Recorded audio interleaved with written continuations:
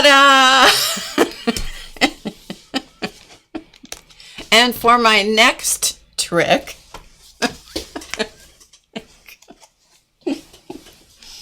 oh, mercy. All right. So,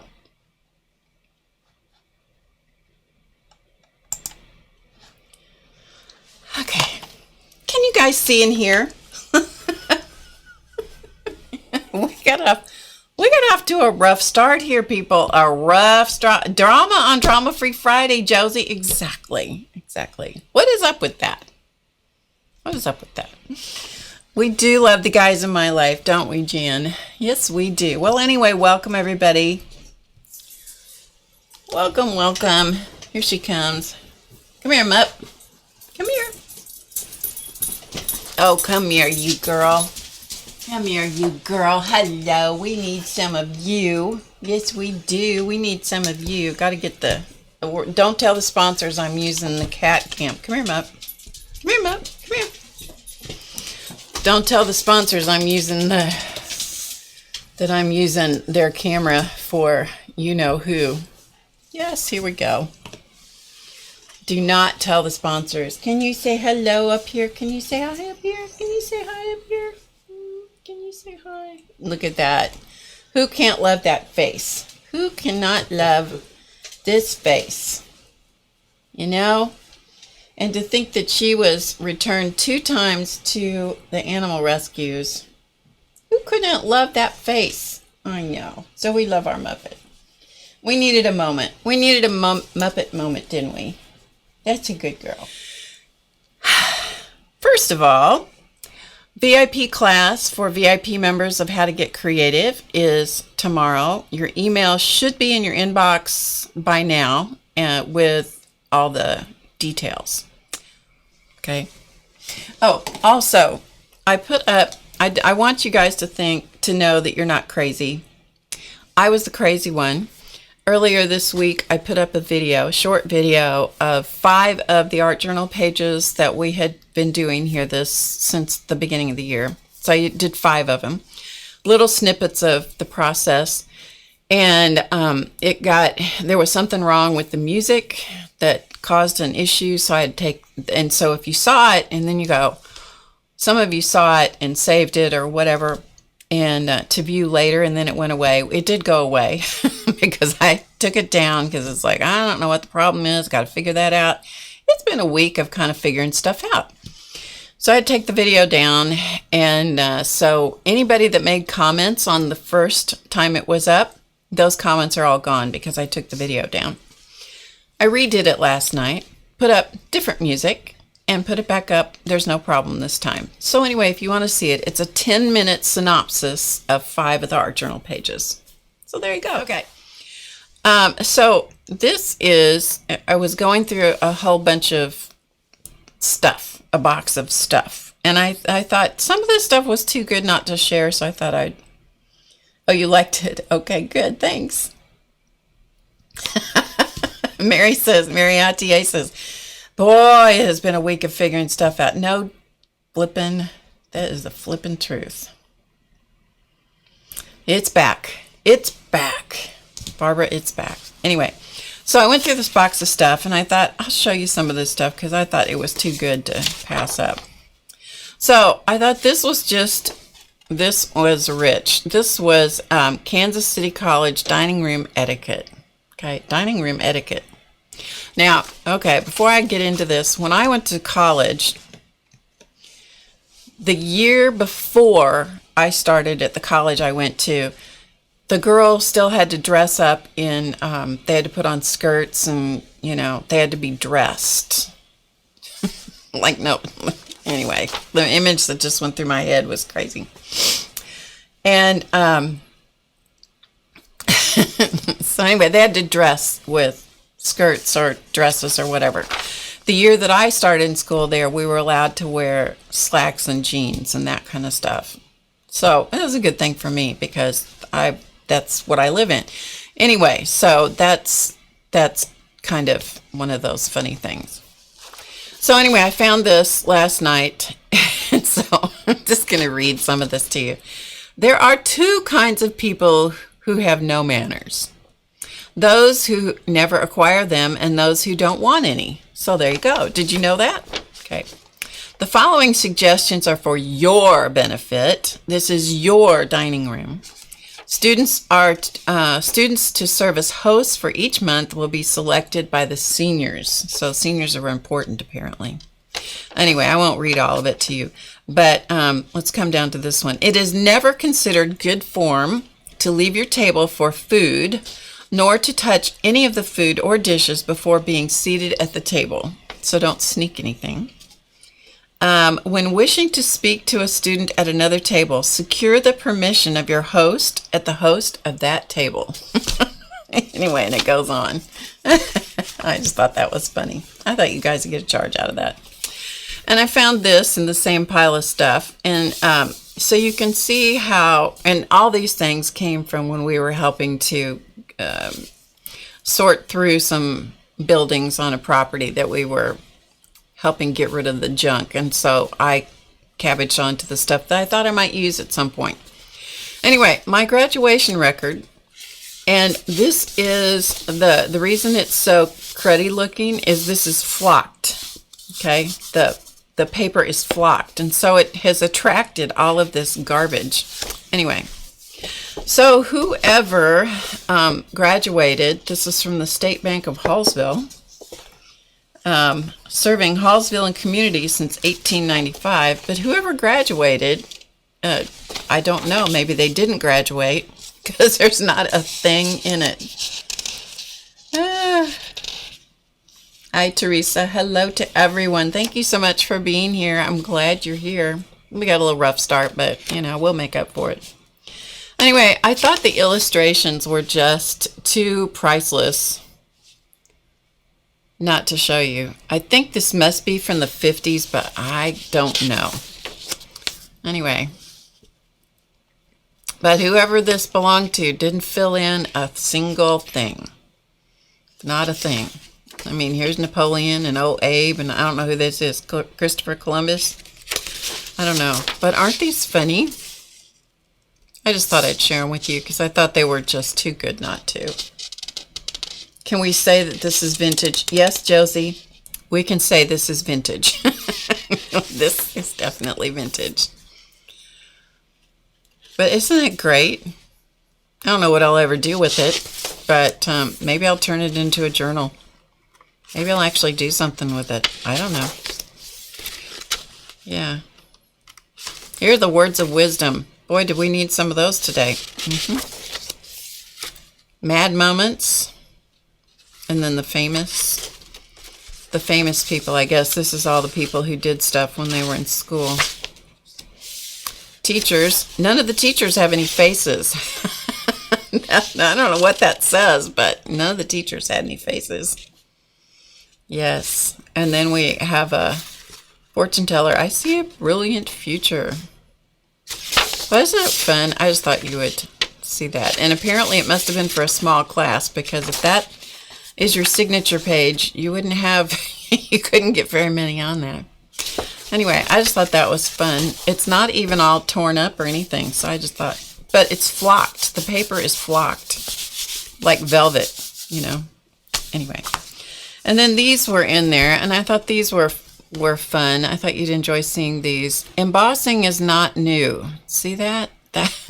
This is deeply etched, deeply embossed. It's a dog. It would appear that it's a poodle with a cane decorating a Christmas tree. I don't have a clue what that means. I don't know what this is supposed to be back here, but it's embossed, dry embossed on so many different levels. Isn't that funny? And you can see from the back side, see how deeply that's embossed? Isn't that funny? And this cost 1 cent. Cost 1 cent to send this, and it was, let's see. Postmark is blurred out, so I don't know. But this is from the same period of time. Yeah, I can't tell. The postmark is blurred. But this one again is deeply embossed, different levels of embossing. And the words are embossed. And then the other side. This must have been a bear to try to write on because the embossing goes all the way through. That must have been really challenging to write on, don't you think? And certainly is difficult to read. But anyway, I just thought I'd show you. Both of those cost a penny. A penny. So, this is funny. Okay, these are somebody's notes, somebody's journal from 1950. So it was a trip that they were, whoever this was taking. And some of it's written in pencil, some of it's written in pen. And but look how it's held together. Do you see this? The Mariotier has got nothing on these people. The Mariotier uses bobby pins as fasteners in her journals. Mary, it's not new. I'm just teasing you. Isn't that funny? Apparently that's what she had available, and so she just poked a couple holes, took a bobby pin out of her hair, and held the pages together in 1950. Yeah. So much for acid-free. This thing has not crumbled or fallen apart or anything else. Isn't that funny? Isn't that funny? I know. Bobby pins. Mary, it's not new. Just saying. And here we have medical danger signals from the Mayo Clinic. So we know this is it. Good Housekeeping by special arrangement presents the complete book, and it's unabridged. These are medical danger signals. Now this, on the other hand, is in kind of bad shape. So it has things, troubles with the lungs, special diseases of women. Yeah, so we won't go into that. But it's got some interesting stuff in it. It's a lot of little tiny writing. Let's see, somebody underlined this. Heart danger signals in older persons. For men just past 40. Okay, get a load of that for a little bit, okay? The title of it is Heart Danger Signals in Older Persons. Okay, just let that soak in for a minute. For men past 40, the great danger signal is pain in the chest, usually severe, which comes when the person walks rapidly, and especially when he walks after a meal, or when a cold wind is blowing against him, or when he is carrying or when he is carrying a suitcase up a ramp. It says it in here, okay? It says it right there. Carrying a suitcase up a ramp. Danger. Remember, these are medical danger signals. Oh, wait, I lost my place. We got to read the rest of this. Here we go. Usually the pain makes him stop. But after a few minutes, it goes and he can walk on again. That's all underlined, by the way. The same pain may come when he gets angry. Okay, we got to quit reading that. I almost got myself in trouble. Golly. I just had to read that to you. And then this one has an underline and a star. It says, the important point for the worried patient to remember is that heart pain comes with exertion and is relieved by rest. So there you go. Yeah, I don't know when this was published, but it was, copyright 1953. There you go, copyright 1953. So anybody that's past 40, watch out. This was also in there. I am an American, what every citizen should know. But it's just cool. It's got a little wire binding. The American Creed. Copyright 1940. It has all kinds of things in here. The Declaration of Independence. I don't know. It's just got all kinds of interesting things in it. The Code of the Flag. The Story of Betsy Ross. Here, let's read the story of Betsy Ross. One of the most colorful stories that have grown up around the American flag is the story of Mrs. Betsy Ross. George Washington, Colonel George Ross, and Robert Morris had been appointed by Congress to plant a flag, and it is told, it's only told, that they called on Mrs. Ross in her Arch Street home in Philadelphia to ask her to make a flag for them. It has been said that she folded a piece of paper in such a way that she was able to cut a 5-pointed star with a single snip of her scissors in order to show General Washington how a 5-pointed star would look. And that's the end of that. So there you go. Yeah, so it's just a lot of interesting little things about being an American, so it says. Anecdotes by famous Americans. Benjamin Franklin. This is, I am an American. I delight in humorous. Anecdotes of famous Americans. Benjamin Franklin, Thomas Jefferson, Ulysses S. Grant, and so forth. Abraham Lincoln. One joke he liked to tell on himself was about the time he was a captain during the Black Hawk Indian War. One day, part of his company was marching across a field, and Lincoln saw ahead of them the gate through which they must pass. Quote, I could not for the life of me remember the proper word of command for getting my company endwise, he said. Quote, finally, as we came near, I shouted, quote, this company is dismissed for 2 minutes, and then it will fall in again on the other side of the gate. There you go. Okay. When you can't remember, you can't remember. Okay, so this, these are crumbling a little bit. So the last 2 things I'm going to show you are these pictures, because I just thought these were fun to look at. Here, let me just zoom in instead of doing that. Instead of holding it up. But look at this picture of these children. Now you want to talk about some happy kids.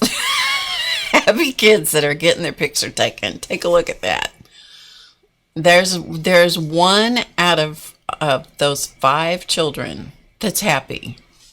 And that's that one. The rest of them are like, I mean, she's like, don't you just want to caption this photo? Don't you want to caption the photo? Yeah.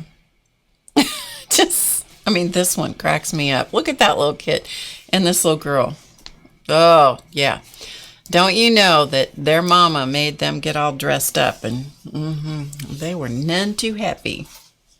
And this one, I don't know what year this was. Let's see. Does not say what year. And I'm going to get out of the picture so that you can get the full effect of this. So this is a classroom of kids. So there's our happy teacher back there. So this is 1910. Duh. Owen School in 1910. Okay? So there's the class, the school, because it was a one-room schoolhouse then. But what I'm going to show you is, look at the state of these kids' feet. When's the last time you think those saw soap and water?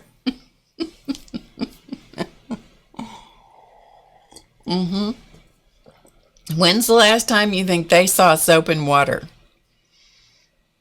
Whoo-wee. Golly, that is some old dirt right there. That is not new. That is old dirt. All right, so we saw Muppet earlier today, so here she is again. She did pretty well modeling for us. We just had to have hello Nancy Evans and everybody that's here. I know I did not do my usual hellos to everybody. I just didn't, that's all. All right, so let's get rid of the cover off this journal. This is what we're doing so far this year. We may change at some point. We don't know. But anyway, it's what we're doing right now. So this is the Dina Wakley Media Journal. It's one that came out a couple of years ago. And so that's what we're using. So I'm going to get rid of my stuff I've stashed in here. So we're just gonna dig through here, flip the pages. So these are all pages. This is where we started, right? This is the first page, which was the 3rd of January. So anyway, so these are all the ones we've done. These are all recorded here on YouTube, and 5 of them are also in a short version that you can see, sped up snippets of things. Okay, so we did, let's see, this one is on the short video, and this one, which is one of my favorites because I love that tuxedo kitty. And this is what we did last week, right? This is what we did last week. And here he is all done, Mr. Veggie Man. Oh, thanks, Sharon. Mr. Veggie Man is all finished. So I thought what I would tell you some things about this, because I stopped the stream before I had it all completely, the page finished. And so what I did to finish it all up is I did another paper ruffle like this one. So this also is a paper ruffle. And this was from some of the deli paper that Lena sent to me in the Happy Mail. So I just created it, stitched it on the sewing machine, and then glued it onto the page. And the reason I did that was because this canvas paper, the canvas shrinks when it gets wet. So it just extended the page out. So thanks to Lena, we have a nice page extension. So there is our little veggie person, and this was one image from a magazine, and so I'm going to give you a super close-up so you can see. And there's some places here where, you know, it got a little wet and lost some of its pigment, and it's like, oh well, whatever. I shaded around it after the page was, I glued on the pieces and it was nice and dry. Then I shaded around it using an Inktense pencil and a water brush. Now when you get this close to it, it looks really crappy, but I just wanted you to see close up what I did. And then around the orange pieces that are the glasses as such, I put some paint pen on there, a little paint pen around the carrot pieces for the mouth. So all of this was individual. Like this was one piece. These were individually cut out. This was one piece. The glasses, eyes, and the avocado nose, that was one piece, and this was one piece. So that's how it happened. And then I was looking at Tim Holtz's snarky sayings, or whatever they are, the snarky words. And so this is, you know, it doesn't have to make sense. Surround yourself with tacos, not negativity. So there you go. Isn't that funny? And then the only other thing I did was the shadowing around was a little too stark in some places, and so I just brushed on some gesso and some other colors where that harsh edge was and made it go away. The only reason that this has color on it on this page, because most of the time I'm not doing a whole lot on the facing pages. This has color on it because whatever was here, I just used up the extra over here. So there you go. See, on most of these, there's not a lot on the facing page. Like that, there's nothing. I mean, I inked around the edge. Woohoo! So anyway, it's kind of interesting to have the colors progress across the page. Anyway, I'm strong and brave. My imperfections are my strength, not my weaknesses. I will meet any challenge with guts, he says. So there you go. Okay. All right. And march to the beat of your own drum. I really wanted to take that out and put B-E-E-T, but I didn't. I thought, nah, I'll just leave it. I'll leave it. So anyway. All right. So we're now ready to turn this page. And so you can see on the back part of this page, here's the back side of the ruffle. Okay, there's the back side of the ruffle. I didn't even glue it in there very straight. You know, No judgment. No judgment. Okay. So, where are we now? We're ready to do this page. This has stuff on it, and so does the one beneath it, which was this page. It has stuff on it simply because I was taking the stencils and stamps and whatever and just cleaning them off on this page and the next one. So I thought it'd be fun to cut a door, and so that's exactly what I did. So I cut a door, 3 sides, and here's my, okay, every once in a while, don't you just marvel at your own stupidity? Hello, Jamie. That's right, Judy. Don't you just marvel at your own stupidity sometimes? I put the cutting mat in here to cut the 3 sides of my door, except I had it all the way. I had it under this page, so this was the following page. I put the cutting mat in here. So when I cut, yes, I cut through 2 sides of this page back here before I realized it. And I'm like, are you kidding me? Of course, it was late and I'd been working a lot. So I patched the page. What you see here, that's deli paper. So I glued it to patch the cuts. Seriously. I mean, sometimes you just look at yourself and go, ah. Yeah. So anyway, I cut 3 sides and I scored here and I bent this back. So this is all leftover paint as well from various other pages that we've done. And then I glued it together with gel medium and put it under weight because I knew that I couldn't do any of that today. And so that's what we did. Okay? All right. So that's what we did. So what we're now going to do is put a piece of parchment paper back behind it. So there's actually 2 pages here, okay? Two pages.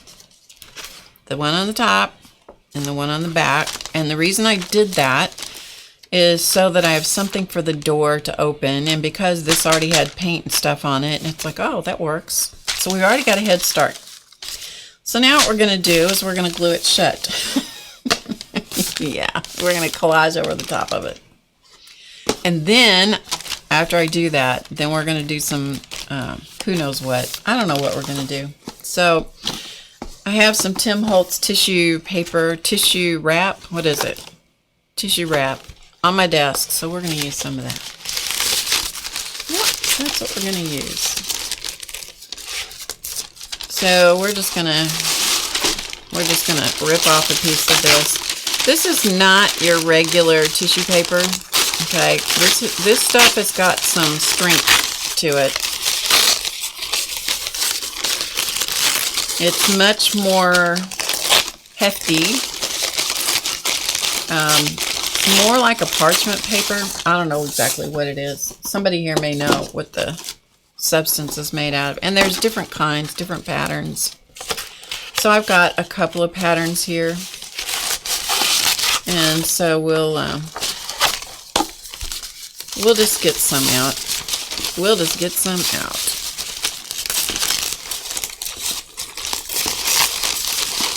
It's great tissue paper, isn't it?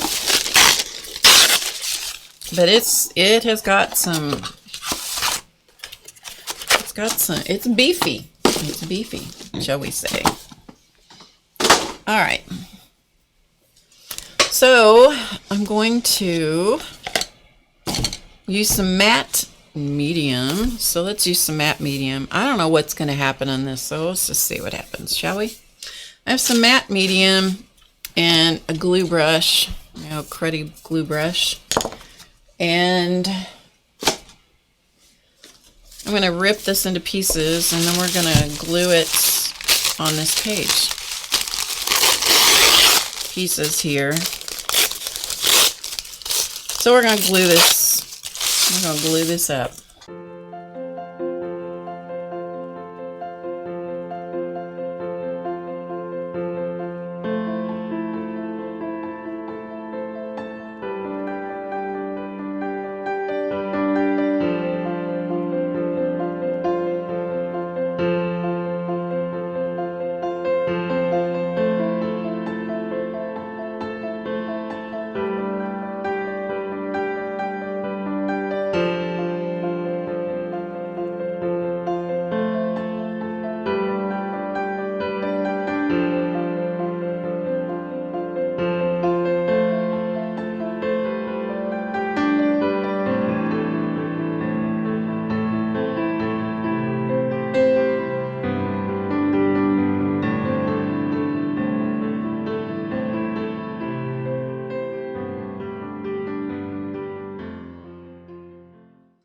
Okay, so we're going to call that good.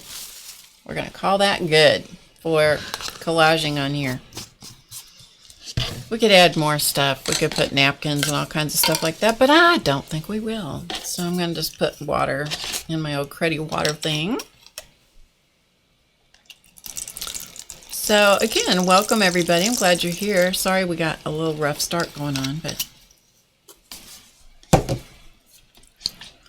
if you came late, you didn't know it anyway. Right?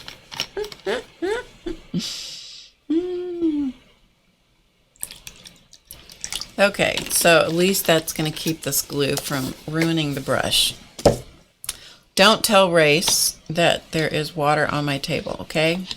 Actually, I'll put it on the floor. That's better. Now all I have to do is not kick it. All right.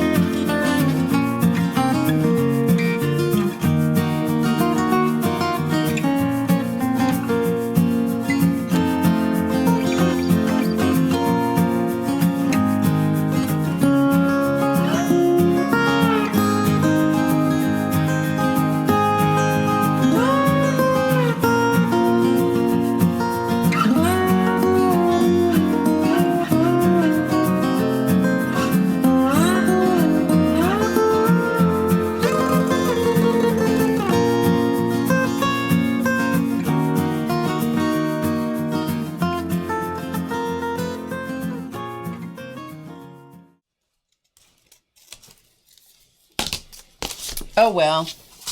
Okay, so there's that. So we got the edges taken care of. Okay, now I'll put this in here. This is a cutting mat. So we're gonna see. Send me good thoughts right now, because this could go horribly wrong at any moment. Oh, that's too bad, Sylvia. Yeah, and they have, Sharon said that Dick Blick has good customer service. I agree.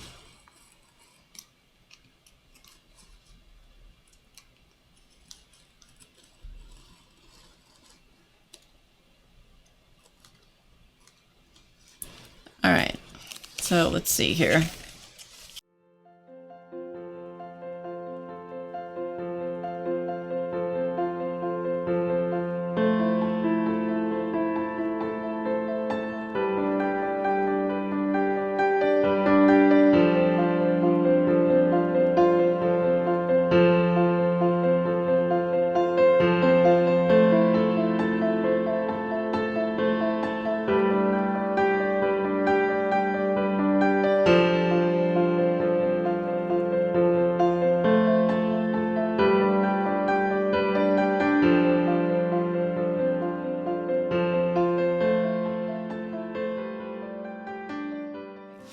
So that is how you can, and then for my next trick, we could stop right here. It might be the safest thing to do, but no, we'll go a little further. But that's how you can make a door or a window. Could be a window, but in this case, it's a door because I wanted it to be a door. And have your collage be uninterrupted, and it's kind of secret. Right.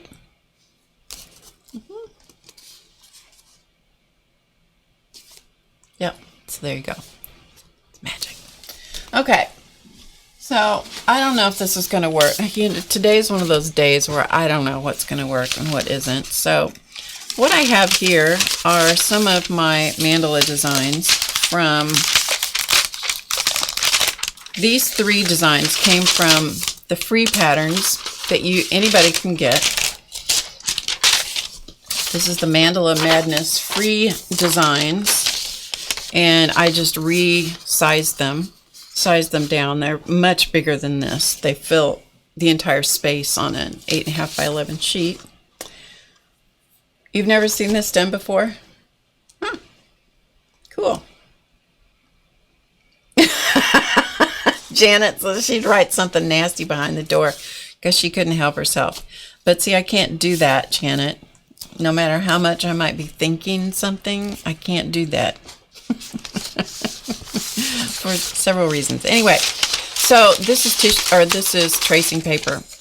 So I've printed it on tracing paper. I have sprayed it with a fixative. Don't know if the fixative is going to hold it or not because I didn't spray it all that long ago. So there is that. Okay, so let's let us go back to my cutting surface here. Set the book aside for a little bit. And let's cut these into, and you're probably not going to be able to see that because it's tracing paper. By its very nature, it is translucent. Okay, Janet, this is for you. Okay, Janet, this is for you. So, and I typically work with a rotary cutter, but my rotary cutters are in there with the cats, and we're not going to go bother them. So let's see if we can navigate a craft knife here. So I'm going to slice this into some pieces. And is the craft knife sharp is another question. Ah, not bad. Not bad. Oh, good, Janet. I'm so glad. I'm so glad. The next problem will come with gluing these in something because this kind of paper doesn't generally accept glue very well, so we'll see. We'll see. So I'm just kind of loosely cutting this out.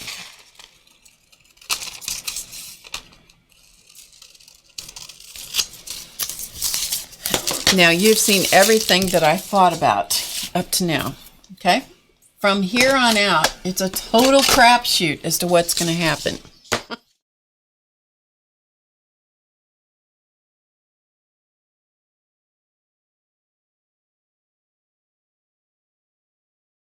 Okay.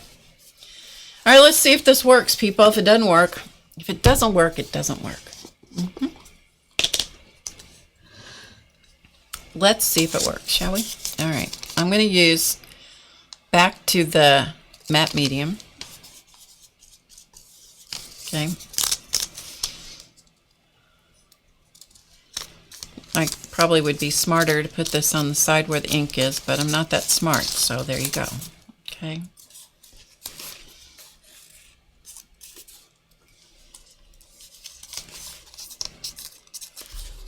All right, everybody cross your fingers that this will eventually stick down.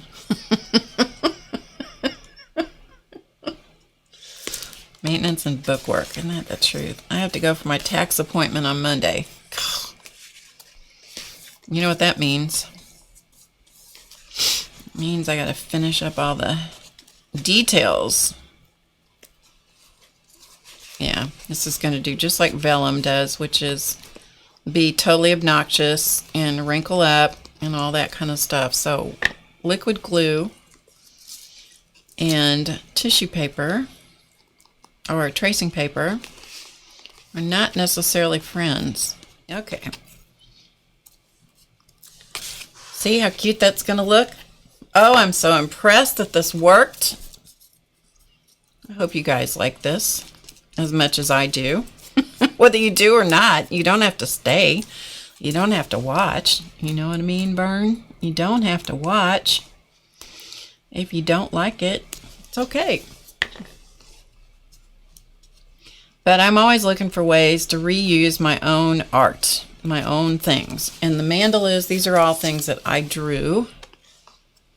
And some of them are there for you to take advantage of. We do also have 2 books of patterns, mandala patterns. They're ebooks, so you can print them out. You can make them different sizes. There I did it again. So yeah, but these are from the free patterns. And if I could get my hands around it, I'd go get them for you. But I don't think Race is here anymore, and I can't go get the link. So there you go. You'll just have to go to the website and look for it. Listen to me. I'll tell you.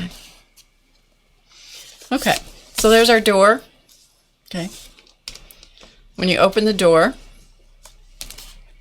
ta-da! So we'll have to do something to color these. I don't know that I'll do these while we're here, but I probably will color these and do Goo-Gah stuff on them. Who knows? But, you know, it's not going to be happening. So this paint is the Eyes Ink paint, Seth Apter's Eyes Ink paint by Aladdin, and it is ice. It is translucent.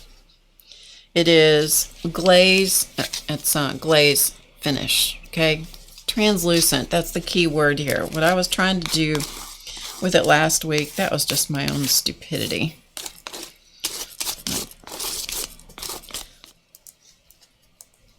I do enjoy working with things that have different amounts of opacity, and because this is that translucent, it is truly a glaze. You just have to think about it differently, you know? Think about it differently. So I wanted to use, otherwise it's not. Right here it's showing up.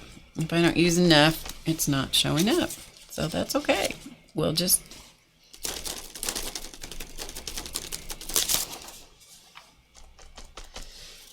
gotta go with the flow. Gotta go with the flow, folks. Gotta go with the flow. Okay, so meanwhile, back at the page. This is coming off as too bright for me, and for this, and it's incredibly busy. So we're gonna tone it down a little bit. So I have some golden fluid acrylic burnt umber light. So I'm going to use some of that. Just a little bit. And I'm going to mix it with some acrylic glazing liquid. This is satin. So I'm going to put some of that out here, and we're going to make a glaze out of this burnt umber situation.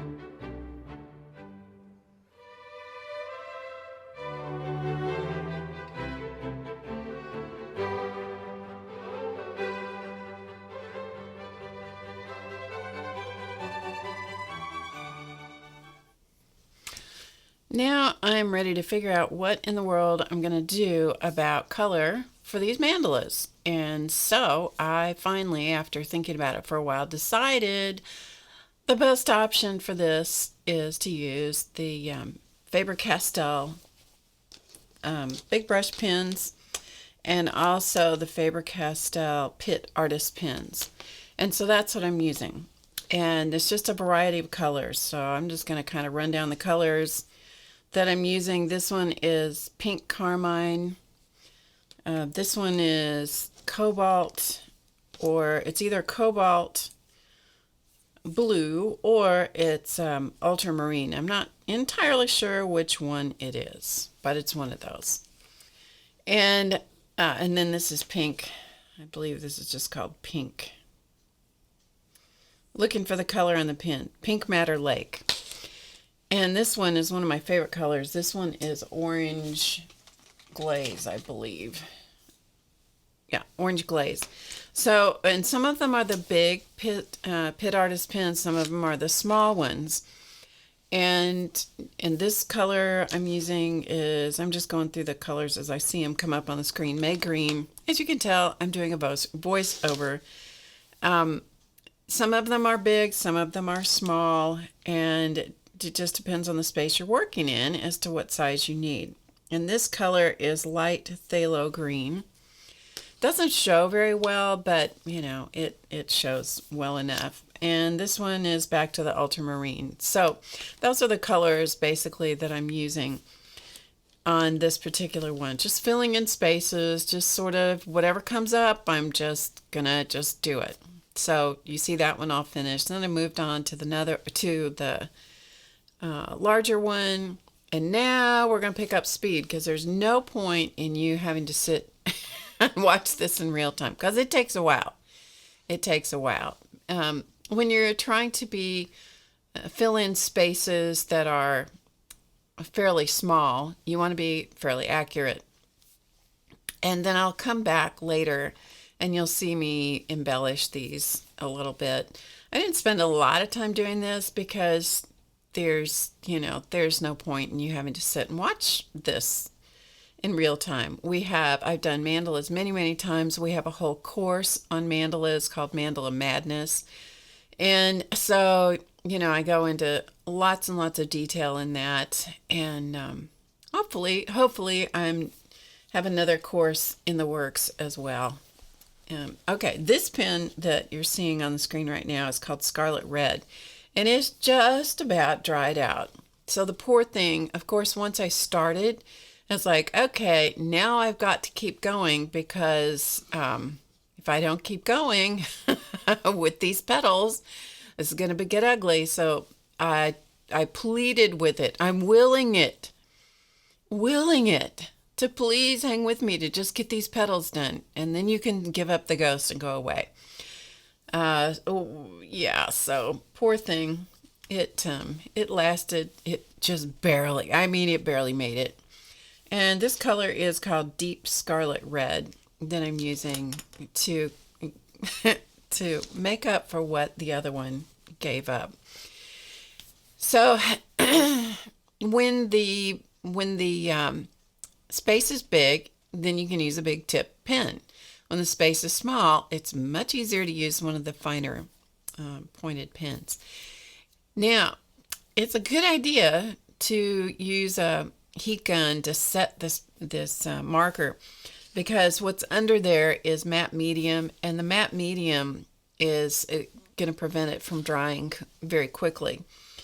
So that's why you'll see the heat gun there, and I did use it some little bit. This one's called Green Gold. It's a very strange green, honestly. And all of the colors of the pins, and there's a little piece of the tissue or the tracing paper that came up, so I just had to stick it back down with some glue stick. Yes, what was I going to say? I sidetracked myself, people. I've sidetracked myself. The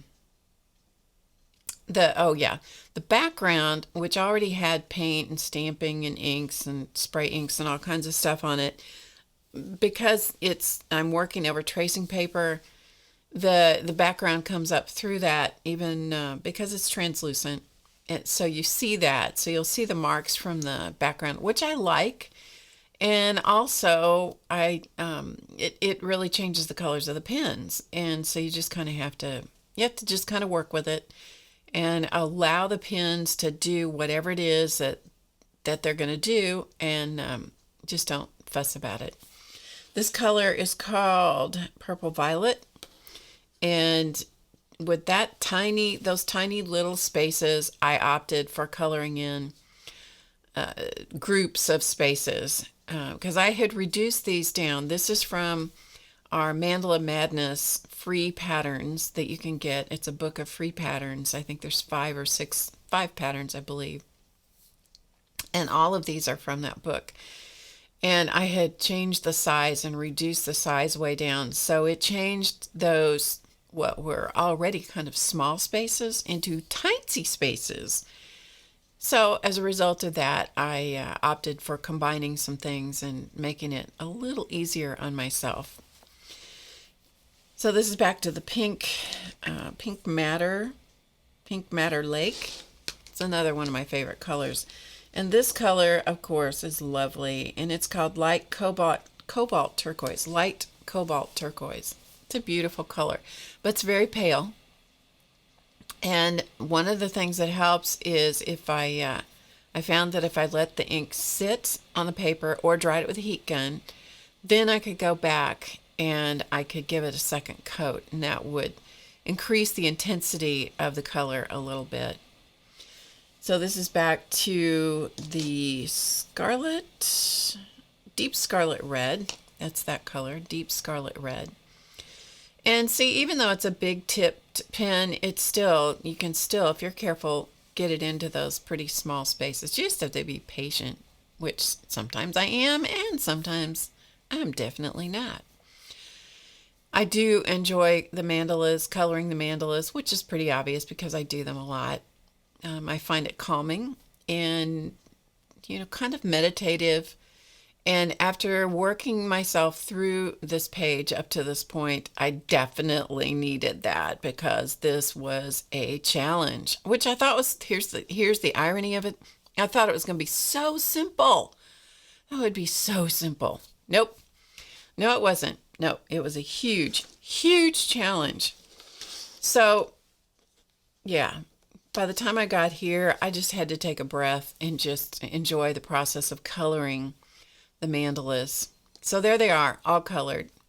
All of them are colored. All the same colors are used throughout. And now we have this black surface, which had umpteen bajillion treatments on it, trying to make something work for me. Nothing worked. So the black gesso came out, as I said earlier, and I just gessoed over everything I had done. That's a piece of parchment paper to kind of protect the, try to protect the mandalas, and it worked pretty well. And what I'm doing is using a piece of canvas paper. This is a technique that I learned from Seth Apter a long time ago, which I really appreciate. It's a great technique. It's a monoprinting technique. And so I'm just using different colors of paints to put on there, and I'm just trying to just do something that I like. This color is called Aqua Flash. It's one of the color shift paints by Folk Art. So that was what I used on that. They look totally different over black than they do over white. So even though it's aqua, it goes to this really, it flashes to this real blue color. Then the next thing I went to an Americana color, and it's called Bahama Blue. And so what I'm doing is using a cheap brush from the hardware store. And I'm just putting a little paint on that canvas paper on the textured side, brushing it out a little bit, and then printing it on top of the black gesso. Then I used a heat gun for every color. I used a heat gun to make sure it was dry, and then used a paper towel to kind of buff it just to make sure that any globs of paint are either spread out or gone. So there's the Bahama Blue. Did the same thing, just spread it out, take very little paint. It's kind of a Goldilocks thing. I got a little too much there, but it works out in the end. Same thing, print as much as I want, dry it, buff it with a paper towel. This color is called, I believe it's turf green. Yeah, turf green. It's an Americana multi-surface satin paint. So I put that on there several times. And now we have a slight interruption. This is a commercial break sponsored by the sponsor named Chance, who decided he was going to sit in the chair, which is how he often does. He likes to sit behind me, and he sticks his head under my arm. He reaches around me. He pats me. He taps me. He does all kinds of things because he's trying to get my attention, because he wants me to pay attention to him and not what I'm doing. So I let him sit on the chair there so that he will not jump in the middle of what I'm doing. I was cleaning off the brush on that facing page. That's a canvas page. And it wasn't working. So I sprayed it with some gold spray. I used several other colors of paint to complete that monoprinting technique over the black gesso, just, a variety of craft paints and flash paints. And when all else fails, just put something silly in your journal. And so I did. I just put that little thing that I found in a calendar and glued it on the inside of the door. So now I'm faced with this ugly, ugly canvas page, which I've smeared paint and done sprays on, and it just was so ugly. So I just got out my fine liner bottles, and this has cobalt teal in it with a teeny bit of water and a little bit of glazing liquid. It's a golden fluid acrylic paint.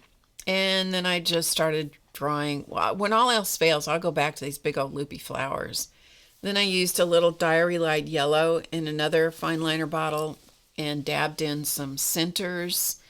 And I was just after a look of just scribbly flowers and scribbly details. And then the yellow didn't suit me. Of course, why would it suit me? Nothing else has suited me in this process. So I just tapped it with my finger. Then I got out the black fine liner bottle. Thank goodness I had all these already filled and ready to go. And I just did more scribbly black on top, added a few little black center dots, and then dried it with a heat gun. And I actually liked the way that turned out. It matches the paper ruffle that you saw down the side of the page. Now it really is my very favorite part here. And that is the embellishment of the mandalas. So I'm looking, and I often do this. I'll study and look at the mandala and then kind of get a feel for it. Once I get started, it's effortless. But in the beginning, it takes me a minute. So you'll see me kind of hesitate from time to time. So what I'm using is a Sakura black jelly roll pen, just a plain old jelly roll pen. And I'm just adding details. So the way that I do this is I make a mark, and you'll see me kind of draw an air, and then I go for it. So I make one mark, and then I repeat it wherever there is a corresponding place in the mandala all the way around. And so you'll just see snippets of how I embellish this. So I'm still working with the black jelly roll pen. Some of the time, the pen did not want to work over the tissue or the tracing paper and the matte medium, and so some of it got a little bit sloppy. But you just roll with it. At this point, I was willing to just roll with it. And I did the same thing for each and every one of them. I have no plan when I start the embellishment. If I try to do two mandalas that are the same, I can't. So I just roll with it. Just roll with it. And now what I'm going to do is I've taken a good look at it from a distance, and then I thought, okay, I need to get out the white sparkles. So this is a white Posca pen. It's the finest point that I think they make, which is a paint pen. And the thing that's nice is you can just barely touch it, and it will make the tiniest little white dots, and it just sparkles everything.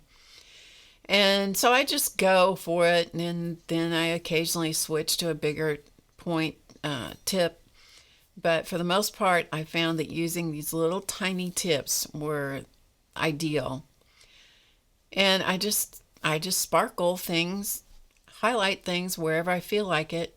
And this is where you can cover up things that lines that didn't go so well, and by using the pens. Then I went to the same size pen in a black Posca, so it's that fine tip, and added some more little gewgaws here and there, little embellishments. And then I went to a bigger white Posca pen and added some final white dots so that everything kind of had that finished, finally finished kind of look. So thanks for joining me. It was painful. Every step of the way it was painful. I think I like it. I don't know. We'll find out. Join me next week, next Friday for Drama Free Friday, 2 p.m. Eastern.